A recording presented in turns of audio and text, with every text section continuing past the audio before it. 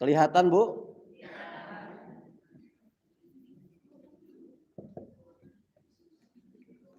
Ada ya'udu. Sama-sama. Ada ya'udu. Ada ini fi'il madhi yang telah lalu. Asalnya itu awada. Ada ya'udu artinya kembali ke asal.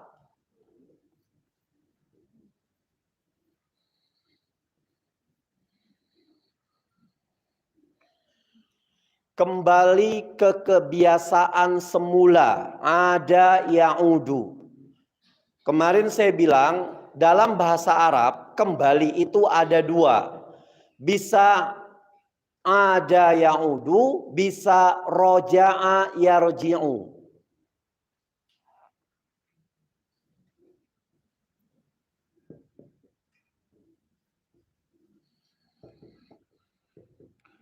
Ini juga maknanya kembali. Tapi kalau ini kembali bukan ke asal. Kembali ya seperti biasa. Besok kita kerja, pulang lagi. Besok kerja, pulang melakukan aktivitas. Tapi kalau ini kembali yang hakiki. Ibu diajak suami untuk berumah tangga di New York misalkan. Di New York ada tempe kemul, Bu. Dagang tempe kemul di sana laku. Ketika sudah mulai tua, kata ibu, Mas sepertinya saya akan kembalilah untuk ke Wonosobo. Ini namanya kembali ke asal. Anak kita atau mungkin cucu kita pamit dengan ibunya, pamit dengan neneknya untuk kerja keluar kota. Karena memang titelnya cocok untuk kerja di kota-kota besar. Ya. Setiap lebaran dia mudik, maka mudik itu bukan roja'a yarji'u, tapi ada ya'udu. Makanya dikatakan sebagai idun. Id itu hari-hari yang selalu berulang-ulang, itu id namanya.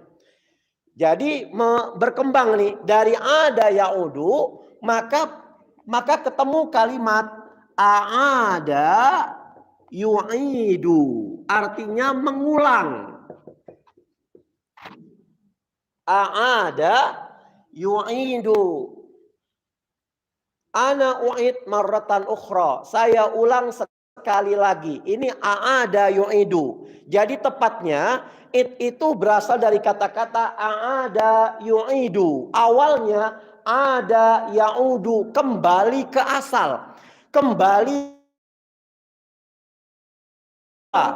Nanti kita akan belajar arti fitri itu apa aja sih? Kok ada yang bilang fitri itu kembali berbuka, ada yang bilang fitri itu kembali suci, ada yang bilang fitri itu kembali untuk mengenal Allah. Ya.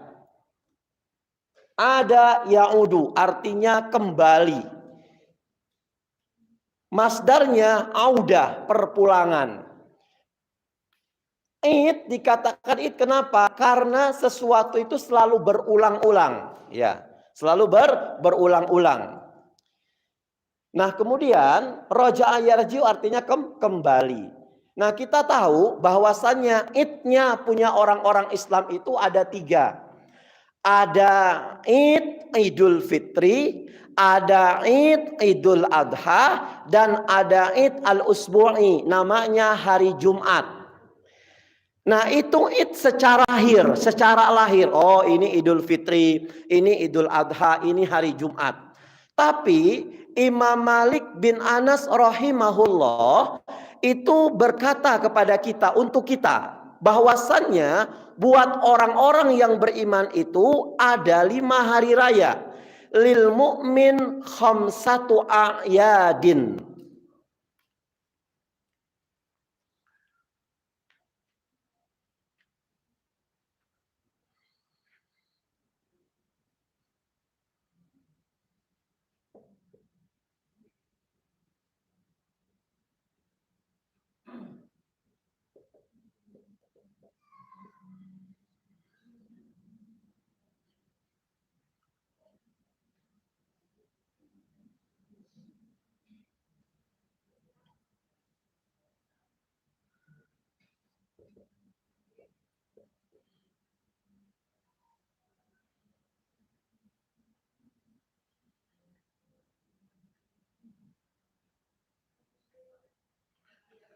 Buat orang-orang yang beriman, dia punya 5 hari raya. Ini hakikat daripada Id. Hari yang harus kita miliki. Yang pertama apa wahai imam? Kullu yaumin yamurru 'alal mu'min. Setiap hari atau kalau ada satu hari saja kita melewati hari itu, kita menjalankan aktivitas sebagaimana biasa, kita bermuamalah sama Allah, kita bermuamalah sama manusia, kita melakukan aktivitas rumah tangga, wala yuktabu alaihi dzambun, dan kita menghabiskan hari itu saja, Allah tidak menulis buat kita satu dosa pun, Bu. Ini namanya hakikat inti daripada hari raya. Saya tulis kullu yaumin yamurru 'alal mu'min.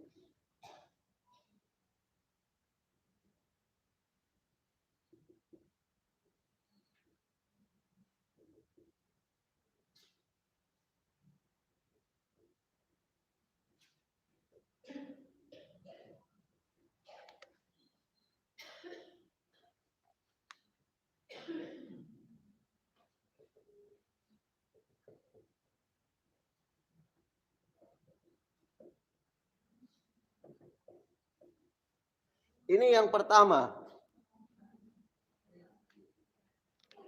Kullu yaumin. Setiap hari yamurru 'alal mu'min. Yang orang mukmin itu melalui hari itu, wala yuktabu alaihi dzambun. Tetapi Allah enggak menulis bagi dirinya dosa. Loh kenapa? Karena memang hari itu dia enggak berbuat dosa. Kira-kira ada Bu orang seperti ini? Insya Allah ada. Ustadz pernah? Belum pernah.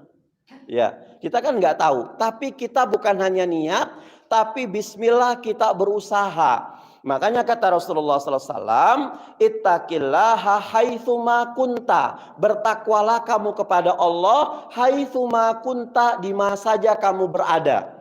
Kemana-mana ingat Allah, lagi mau nanda tanganin proyek yang haram ingat Allah, ada istri ada anak di rumah, kita lagi jualan mau curang ada ingat ada suami ada anak.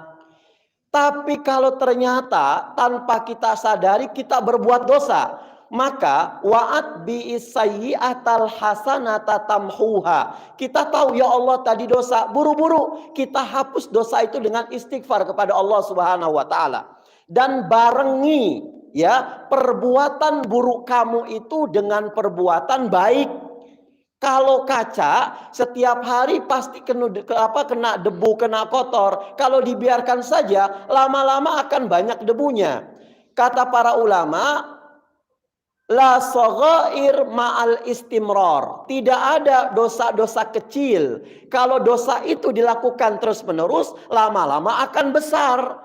Walal kabair ma'al istighfar. Dan tidak ada dosa besar kalau setiap hari digempur dengan astaghfirullahaladzim, astaghfirullahaladzim.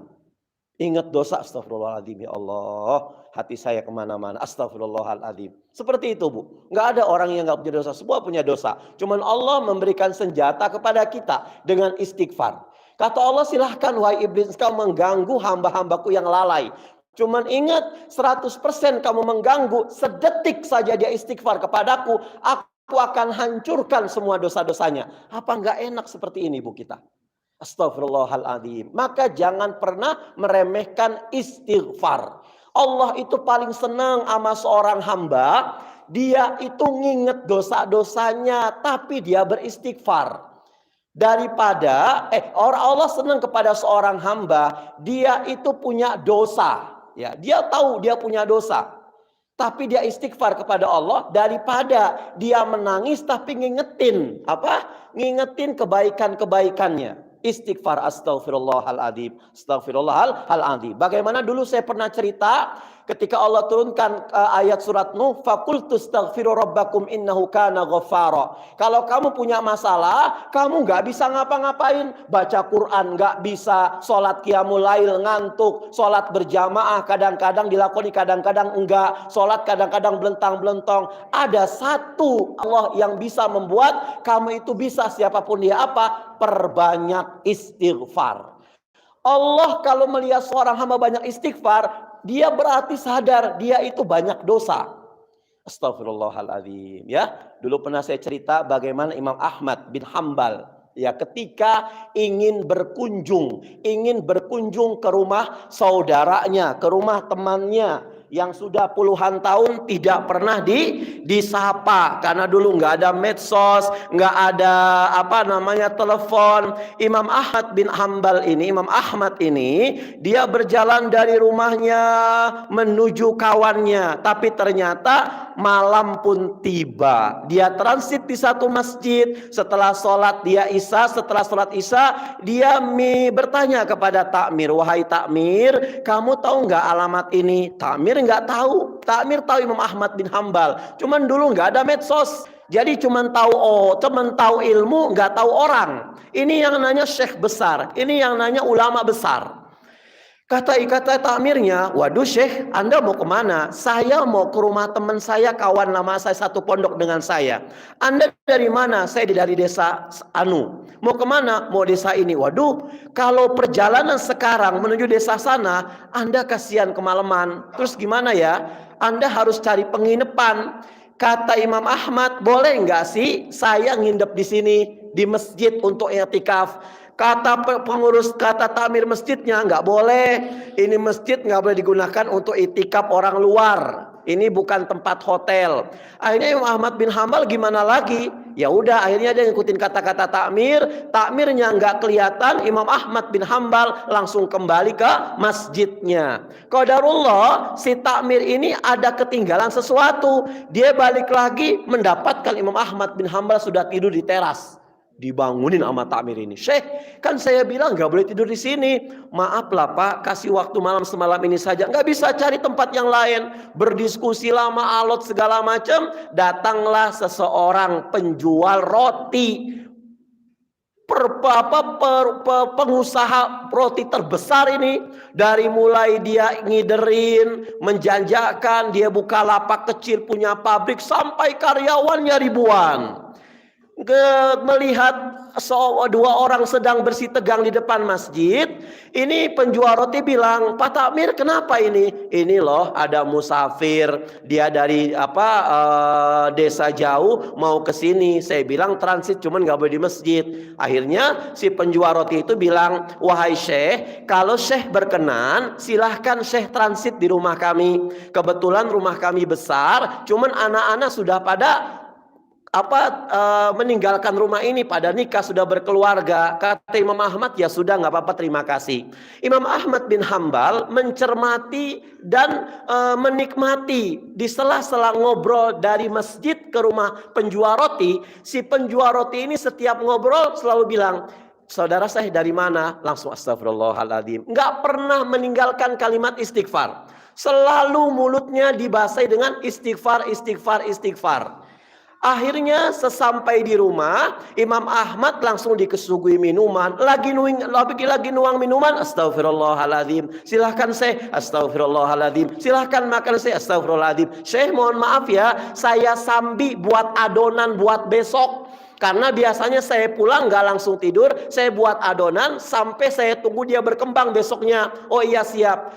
Syekh Ahmad bin Hambal ini selalu mencermati, ini kok si penjual roti nggak pernah terlepas dari kalimat astagfirullahaladzim. Dia mecahin telur, astagfirullahaladzim, mecahin telur, astagfirullahaladzim.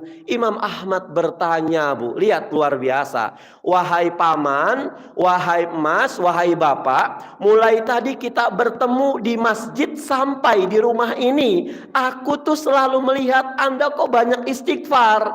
Apa yang menjadikan Anda untuk termotivasi beristighfar kepada Allah berkali-kali?"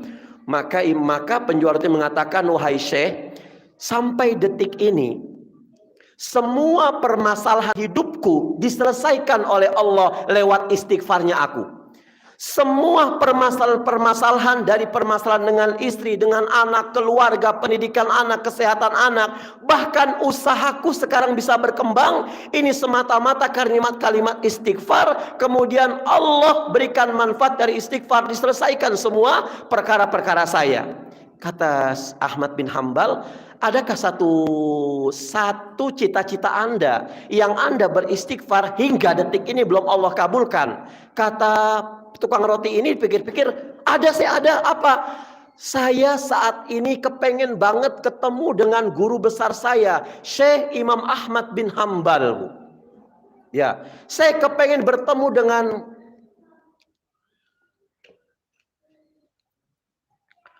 saya kepengen ketemu dengan dia. Hingga detik ini saya sudah sholat kepada Allah, baca Quran kepada Allah, doa kepada Allah. Saya belum pernah ketemu dengan Syekh Ahmad bin Hambal. Sampai saya punya anak, saya kirimkan ke sana cari Imam Ahmad bin Hambal. Dia guru yang luar biasa, dia soleh, hubungan sama Allah luar biasa, hubungan dengan manusia luar biasa.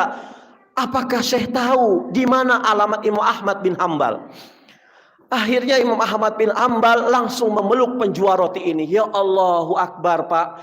Istighfar Anda yang menjadikan saya terseret di rumah ini. Loh, maksudnya apa?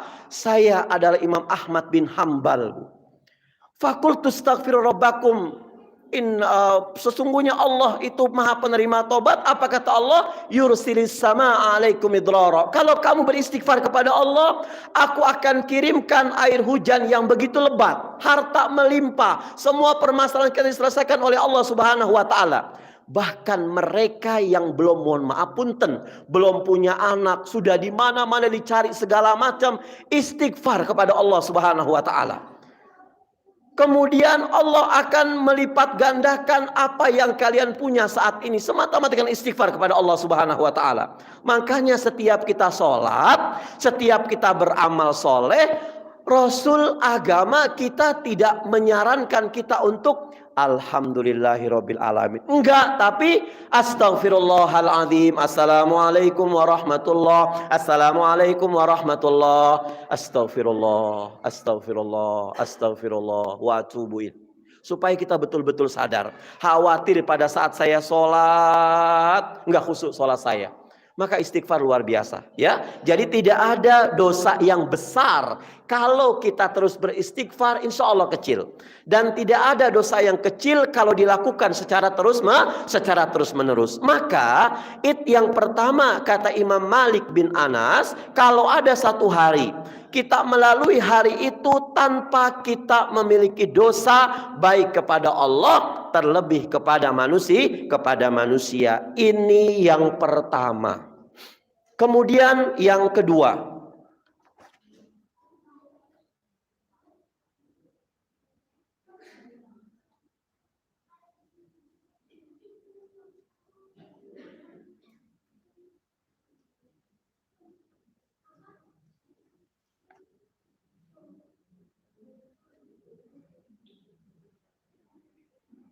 al-yawma alladhi yakhruju fihi minad dunya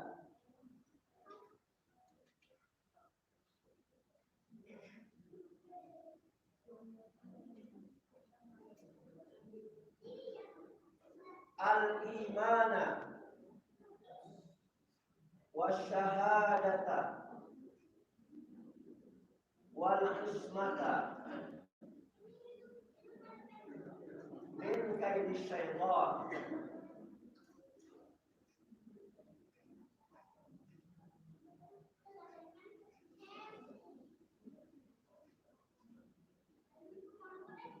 Al-yawma alladhi yakhruju fihi minad dunya, hari di mana seseorang kita meninggalkan dunia ini, meninggalkan suami, meninggalkan istri, meninggalkan anak, meninggalkan semua yang ada di dunia ini, alias meninggal. Kita mati, tapi ini kita matinya berkualitas apa? Kita membawa iman.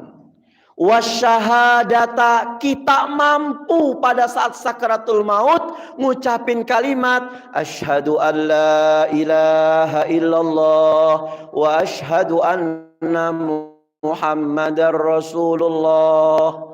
Ini kematian yang kita dambakan, Bu. Dan ingat, kematian husnul khotimah ini bukan mutlak milik ustadz, bukan mutlak milik kiai, bukan mutlak milik orang-orang yang sering sholat. Tapi husnul khotimah ini tidak menutup kemungkinan milik seorang pelacur, milik seorang preman, Bu, milik orang yang dulunya dia tercebur dalam limbah maksiat kemudian dihijrahkan oleh Allah Subhanahu wa taala.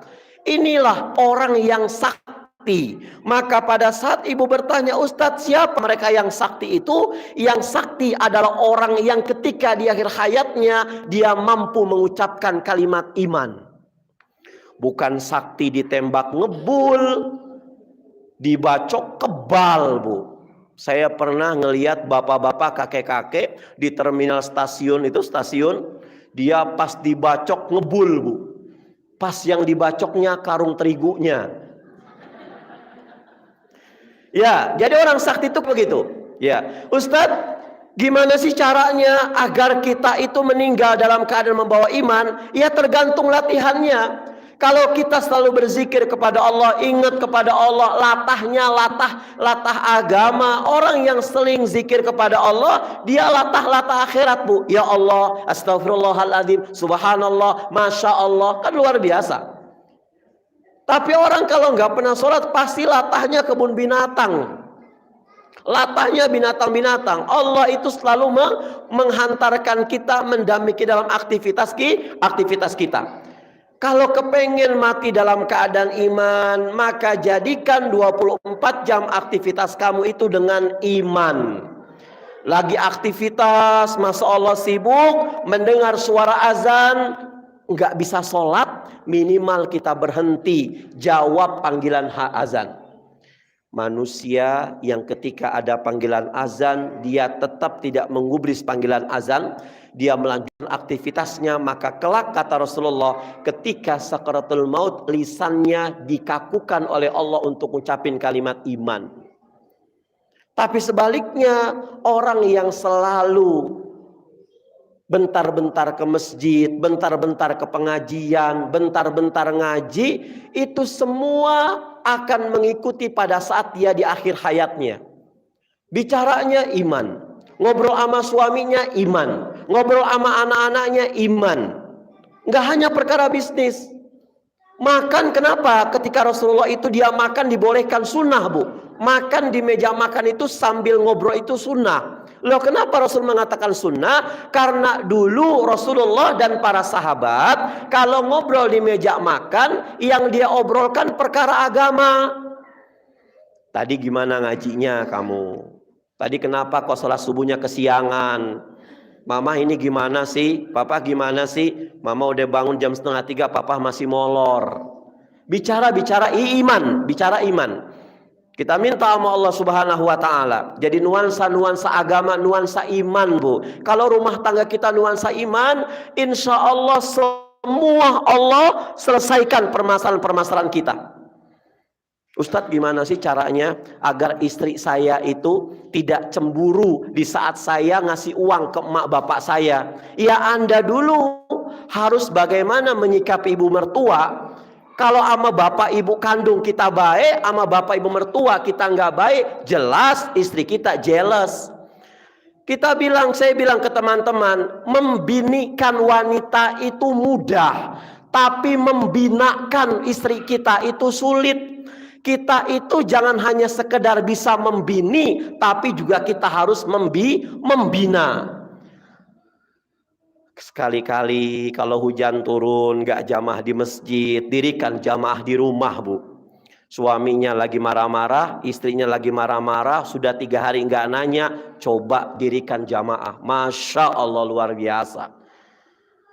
Sekali-kali dirikan jamaah. Ibu pada saat suami gak ada, Ustadz, suami saya kan pulangnya malam, Ustadz. Suami saya, alhamdulillah saya punya suami, subuh jamaah, asar jamaah, zuhur asar jamaah, maghrib jamaah, isya Ustadz kadang-kadang karena pulang dari kantor kan sekitar jam 8, jam 11, jam 10, Ustadz.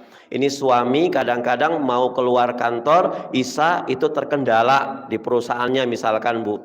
Kemudian kalau dia ke masjid, jarang zaman sekarang masjid itu terbuka kalau habis isya, Ibu, dikunci. Nah, setiap hari suami itu pesan ke saya, "Mah, nanti kita kalau setiap isya tolong ya tungguin papa mau jamaah." Orang kalau subuhnya sudah berjamaah, Bu, pasti rugi satu waktu nggak berjamaah.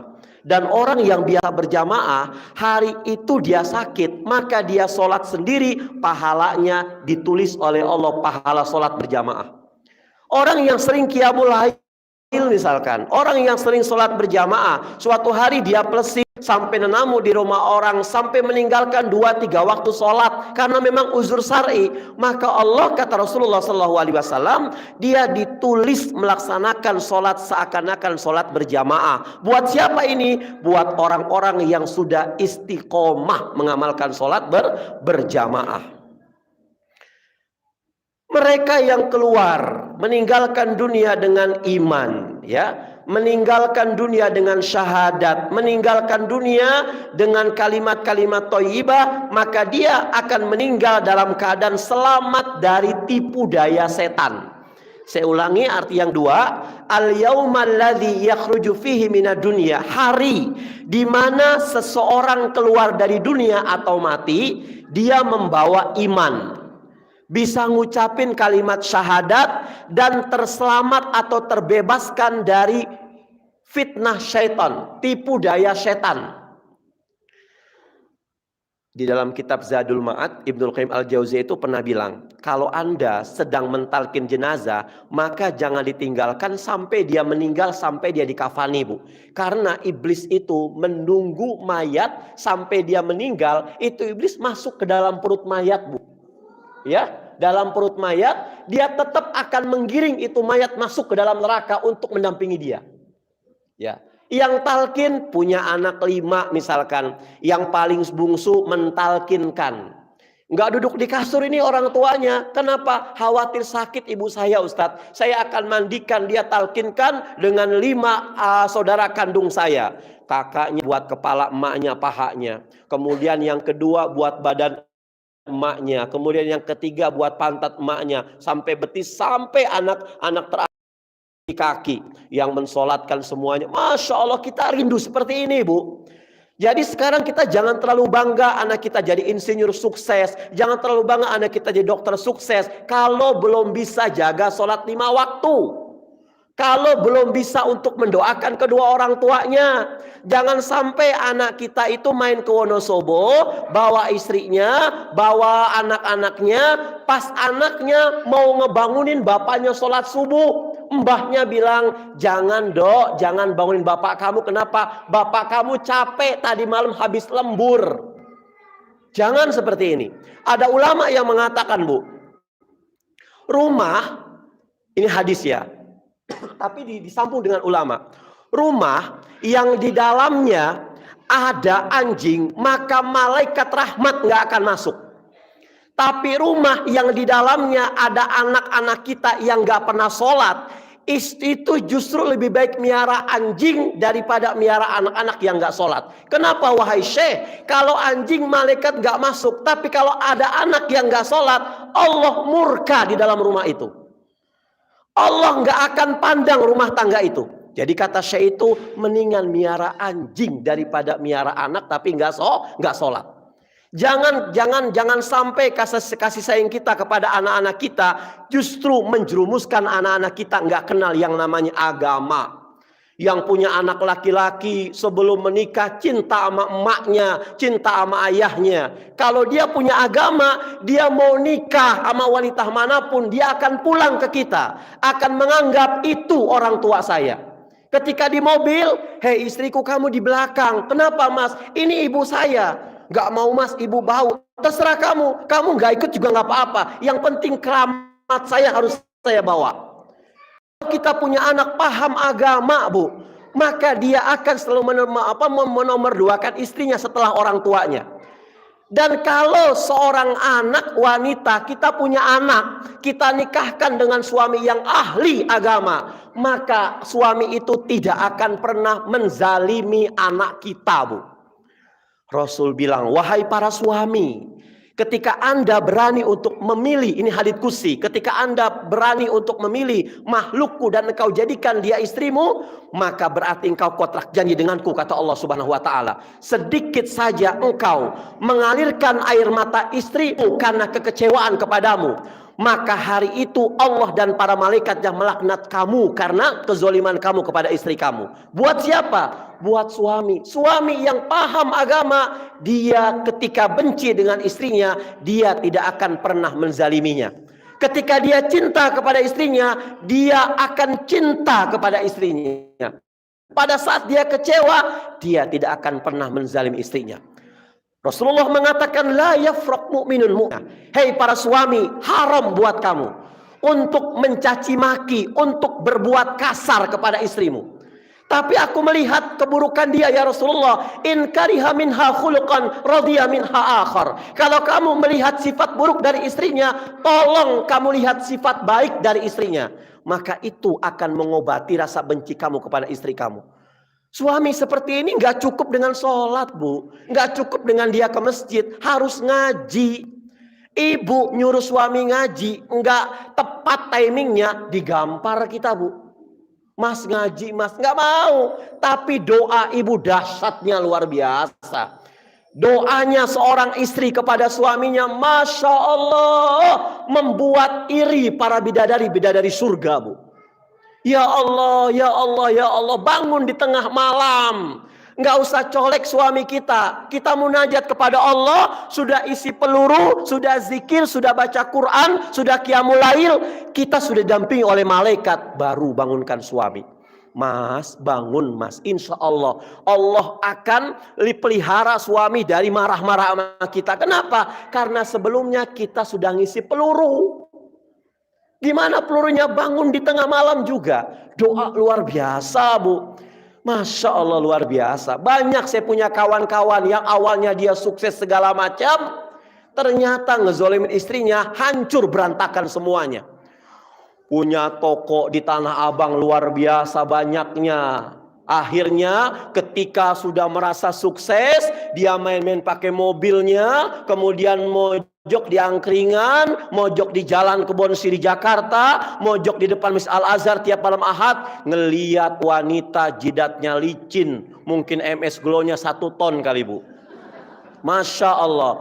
Akhirnya sedikit main api, bentar-bentar bohong, bentar-bentar bohong, bentar-bentar bohong. Istrinya hanya meneteskan air mata. Ya Allah, ya Allah, ya Rahman, jaga aku ya Allah. Sekali kesabaran kepadaku ya Allah. Dahsyat, Bu. Sekarang yang tadinya bos, sekarang jadi tukang panggul, tukang pinggul. Tukang panggul, Bu, ekspedisi paket. Waktu saya nikah dia datang kok. Istrinya datang, anak-anaknya datang. Naik mobil Alphard lewat Binangun Watu Malang. Hancur bawahnya. Setelah saya tahu dapat kabar dia nikah lagi. Ternyata baru nikah pertama. Wallahu a'lam dia lagi ngegoreng apa. Cipretan air rebus nyambung ke mukanya. Sekarang jelek dia punya muka. Allahu Akbar. Makanya tolong jangan pernah doa kepada orang yang kita cintai. Doanya jahat, jangan. Doa istri-istri itu sakti, Bu. Saya paling takut kalau istri sudah netes air mata. Saya tanya kenapa. Ternyata kakinya kejepit sama kaki saya. Astagfirullahaladzim. Allahu Akbar. Dan saya ngomong begini bukan saya lebih baik. Enggak, saya sama-sama, Bu. Ya, ini. Ya. Jadi hari di mana kita ninggalkan dunia dengan iman, hari di mana kita ninggalkan dunia dengan mengucapkan kalimat syahadat dan selamat dari tipu daya setan, itu adalah hari Id buat kita semuanya. Kita akan pulang kepada Allah Subhanahu wa taala. Kita pulang kepada Allah. Makanya Id itu namanya mudik. Id itu mudik. Ya. Id itu mudik. Idun. Artinya mudik. Janji Allah yang berkaitan dengan mudiknya kita itu namanya mi'ad. Mi'adun. Kampung halaman negeri akhirat itu namanya ma'adun. Ma'ad. kampung halaman negeri akhirat. Tempat kita kembali artinya. Ma'ad, tempat kita kembali. Mi'ad, janji Allah bahwa kita akan melakukan Id. Maka Id terbesar terakhir dari orang-orang mukmin manusia itu apa? Pulang ke haribaan Allah Subhanahu wa taala. Pada saat kalian lahir, semua manusia tertawa. Yabna Adam, waladatka ummuka binnas, wan nasu min haulika yadhakuna surara. Wahai anak Adam, ketika kamu lahir ke dunia ini, semua tertawa padahal kamu menangis. Maka pada saat kamu meninggal nanti, tolong kamu meninggalnya dalam keadaan tersenyum, biar semua manusia di dunia ini menangis karena kehilangan kamu. Ini Bu, tujuan kita. Ini adalah harapan kita. Idul. Nah, sekarang kita akan bahas Idul Fitri. Al-Fitri. Fitri yang sebelum saya ketiga ya. Fitri yang pertama itu artinya futur, berbuka. Berbuka. Ini saya dapatkan di kamus Lisanul Arab. Jadi kalau kita ada bahasa Arab, yang kita tanya itu orang Arab. Karena orang Arab paham betul makna-makna Arab. Ada bahasa Inggris, nanya sama orang Inggris.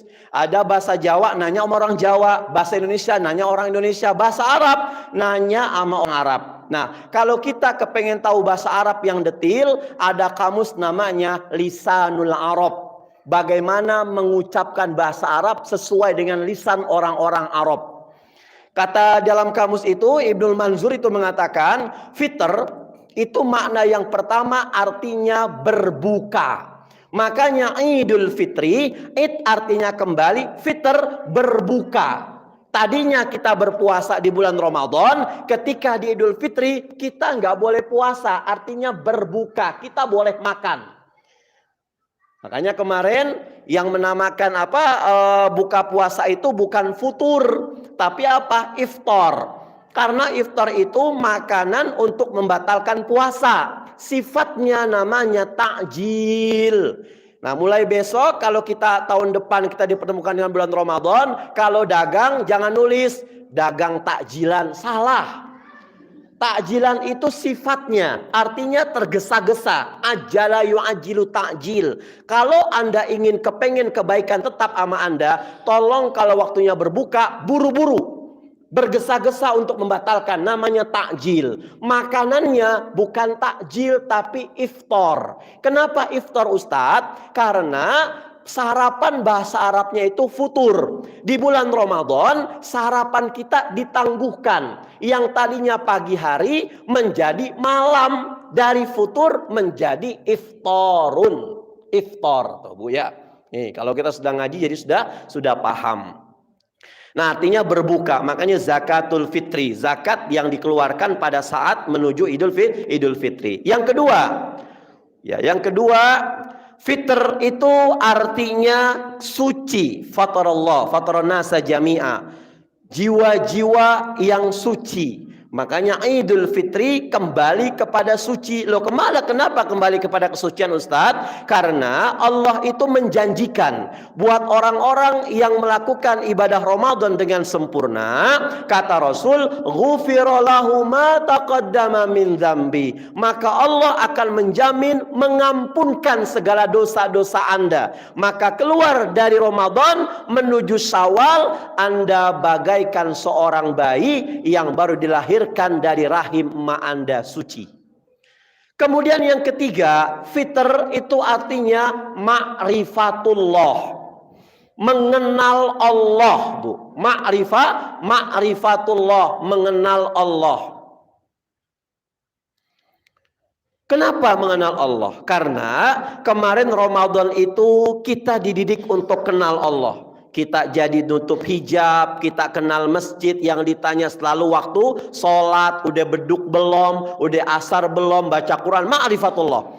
Maka ketika Syawal kita menumbuhkan kembali semangat untuk mengenal Allah Subhanahu wa taala. Bukankah Abdullah bin Mas'ud mengajarkan kepada kita bi'sal mar'u, seburuk-buruk manusia. Siapa mereka? Bukan penzina, bukan pemabuk, bukan orang yang maksiat, tapi seburuk-buruk manusia adalah mereka yang kenal Allah cuman di bulan Ramadan.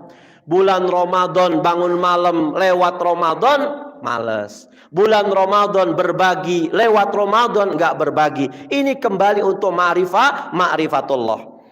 Dalam Fikih Said Sabiq jilid 3 itu bilang Abu Malik Kamal, orang yang sukses berRamadan itu mendapatkan predikat la'allakum tattaqun. Kalau sekolah ini seakan-akan Ramadan ini sebagai kampus. Alumninya ada dua, alumni yang sukses dan alumni yang gagal. Alumni yang sukses yang gimana? Yang mendapatkan takwa dari Allah Subhanahu wa Ta'ala. Kan kita nggak tahu, Ustadz, orang yang takwa itu gimana? Makanya Allah nyuruh kita berpuasa, la'allakum tattaqun, agar kamu diharapkan oleh Allah menjadi orang yang bertakwa. Jadi nggak semuanya alumni Ramadan itu bertakwa. Kemarin saya pernah bilang bahwasanya Imam Hasan Al-Basri ketika ditanya apa indikator Ramadan kita diterima, lihat saja setelah Syawal apakah dia stagnan dengan ibadahnya, apakah dia konsekuen dengan ibadahnya. Karena Imam Hasan Al-Basri mengatakan jazaul hasana al-hasana ba'daha. Balasan kebaikan adalah kebaikan setelahnya, dan balasan keburukan adalah keburukan setelahnya. Orang yang melakukan amalan-amalan yang salah, maka setelahnya dia akan melakukan amalan-amalan yang salah.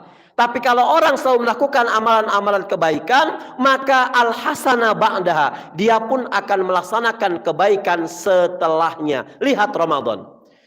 Kemarin saya ketemu malam Al-Qadar, Ustadz. Ya Allahu Akbar. Saya wudhu itu manis, Ustadz. Oke, nanti kita lihat kapan Syawalnya kamu. Orang yang mendapatkan malam Al-Qadar itu sudah dipastikan ibadahnya nggak berubah, Bu.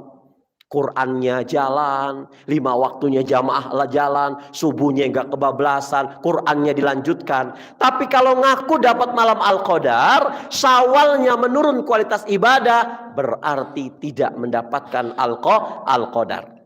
Kemarin di Al-Hasna saya bilang indikator 4 orang yang bertakwa itu ada berapa, Bu? Ada 4. Kalau kita mau tahu kita memang mendapatkan predikat takwa dari Allah atau tidak, 4. Yang pertama apa? Al-khaufu minal jalil, takutnya tuh bertambah. Ramadan kemarin kita takut sama Allah nih, ya, al-khaufu minal jalil. Maka Syawal ini kita tambah takut sama Allah Subhanahu wa Ta'ala. Jangan-jangan Syawal ini saya diambil nyawa oleh Allah Subhanahu wa Ta'ala. Jangan-jangan, Masya Allah. Tadi pas bangun 2:30 saya kebangunan, bukan nama alarm, Bu, tapi isi saya nangis saja, sekukukan. Saya bangun, kenapa? Ternyata dia ngimpi saya kecelakaan meninggal, Bu. Akhirnya alhamdulillah dengan cara itu Allah membangunkan kita bisa sholat. Banyak cara Allah untuk kita sadar, Bu. Cuman kita nggak sadar-sadar, ini tuh cara Allah. Kita dibuat susah sama Allah supaya kamu datang kepadaku. Anak kita sawan malam, apa kalau melotot-melotot meleleh namanya apa, Bu? Apa? Kejang, ya. Tapi kita di pikiran kita, yuk kita ke dokter, kita kini. Bukan, ini cara Allah untuk bangunin Anda sebagai seorang suami, untuk bangun Anda sebagai seorang istri. Gimana? Doa menghadap Allah Subhanahu wa Ta'ala. Orang cerdas itu adalah orang ketika dia punya masalah, yang dia ingat itu Allah, bukan yang lainnya. Setelah ke Allah, baru Allah kasih sugesti kita ke dokter. Baru Allah kasih sugesti kita sedekah. Baru Allah kasih sugesti kita begini. Tapi belum ke Allah kita sudah memutuskan, berarti setan yang ikut campur. Al-khaufu minal jalil, tanda takwa orang yang selepas Ramadan mendapat predikat takwa itu al-khaufu minal jalil, takutnya bertambah kepada Allah. Kemudian yang kedua apa? Al-amalu bitanzil, amal soleh yang dia kerjakan baik dengan Allah maupun dengan manusia selalu pondasinya ilmu. Ilmu. Sholat ini nih ilmunya. Haji ini nih ilmunya, bukan katanya-katanya. Google itu bisa menjawab pertanyaan kita, Bu. Ibu mau cari pepes kucing di Google ada. Mau cari di Google ada, cuman Google nggak tahu mana hadis mungkar, mana hadis sahih, mana hadis palsu, mana hadis dhaif. Ini Google lemah. Ketika ibu teriak, Google, hadis yang saya ucapkan ini sahih apa tidak? Google bilang moh, nggak tahu. Nah ini caranya tahu gimana? Ngaji. Bukan sekedar beli kitab, nanya orang-orang yang ibu percayai. Karena kita sudah 40 tahun ke atas. Masa sih amalia saya bakal ditolak oleh Allah Subhanahu wa Ta'ala karena nggak ada tuntunannya. Nanti di surat Al-Mu'min ayat 60 atau ayat berapa ya? Nanti kalau saya salah cross check. Wa yauma ya'addu dhalim 'ala yadi wa yaqulu takhutu ma rasulis sabila. Di dalam surat itu dikatakan nanti ada penghuni kubur, mereka itu menggigit jari-jari mereka, Bu. Karena apa? Mereka menyesal karena dulu nggak ittiba kepada Rasulullah Shallallahu Alaihi Wasallam. Berarti kita berbuat amal soleh, ittiba ikut kepada Rasulullah. Ini sesuatu yang mahal. Bukan katanya. Maka nanti ibu tulis jangan kata Ustadz Mukhlis, kata Ustazah Eva, Ustadz Irfan, jangan. Kata Allah, kata Rasulullah, dan qaulus sahabat. Ini ilmu. Ya, ala basyiratin atas dasar ilmu. Ya, al amalu bitanzil. Kemudian yang ketiga, al qanaatu bil qalil. Orang yang mendapatkan takwa setelah Ramadan, mereka selalu merasa cukup hidupnya. Segala sesuatu dicukupi, disyukuri. Allah itu menciptakan hambanya itu, memberikan kehidupan buat hambanya, huwa aghna wa aqna.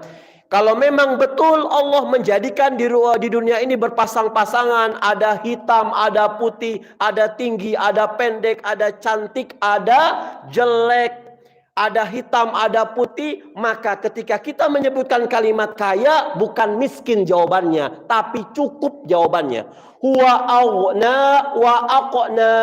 Dialah Allah yang memberikan kamu kekayaan. Huwa aqna. Dan dialah Allah yang memberikan kamu kecukupan. Jadi nggak ada orang miskin itu, Bu. Orang miskin adalah orang yang hidupnya tidak merasa cukup. Orang kaya adalah orang yang berlebihan.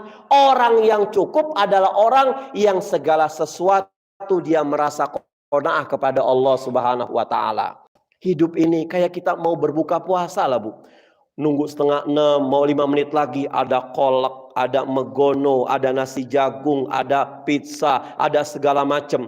Maka nafsu kita mengatakan saya harus nyentuh semuanya.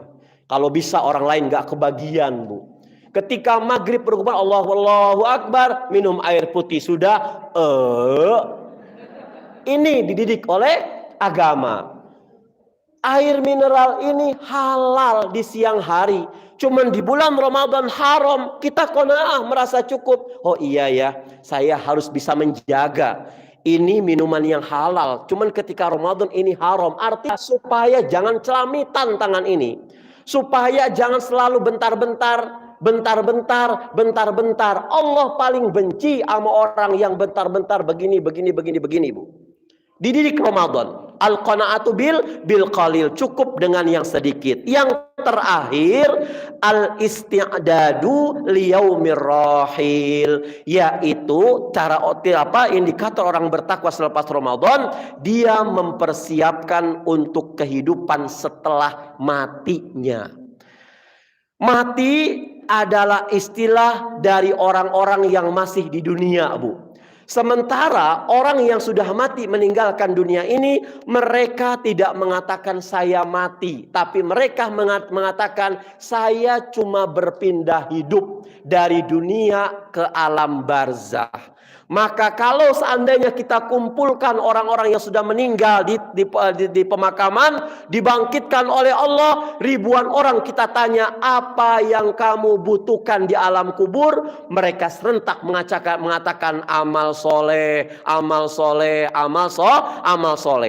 Maka mulai hari ini kita jangan terlalu mengkhawatirkan sesuatu yang sudah dijamin sama Allah. Masalah dunia sudah Allah jamin. Sampai Allah menjaminkan rezeki bukan pada suami kita, bukan pada kita sebagai seorang istri, kepada anak cucu kita 7 turun ke bawah, rezeki dunianya sudah Allah takdirkan. Jangan pernah mengkhawatirkan. Tapi kata Rasulullah, khawatirkan sesuatu yang Allah nggak jamin. Apa? Kehidupan akhirat, Bu. Ini sudah 2:30, baru poin kedua. Insya Allah saya dapat mandat besok tanggal 20, mudah-mudahan saya sudah pulang. Kita akan bertemu lagi. Setelah itu kita perpisahan karena diisi oleh Ustazah Epa terus sampai hari kiamat. Makanya doakan beliau sehat ya. Doakan beliau sehat semuanya. Astaghfikum. Mungkin ini yang bisa kami sampaikan. Mohon maaf belum rampung sampai nomor 3, 4, 5. Insyaallah ada waktu kita akan lanjutkan kembali. Astaghfikum. Assalamualaikum warahmatullahi wabarakatuh.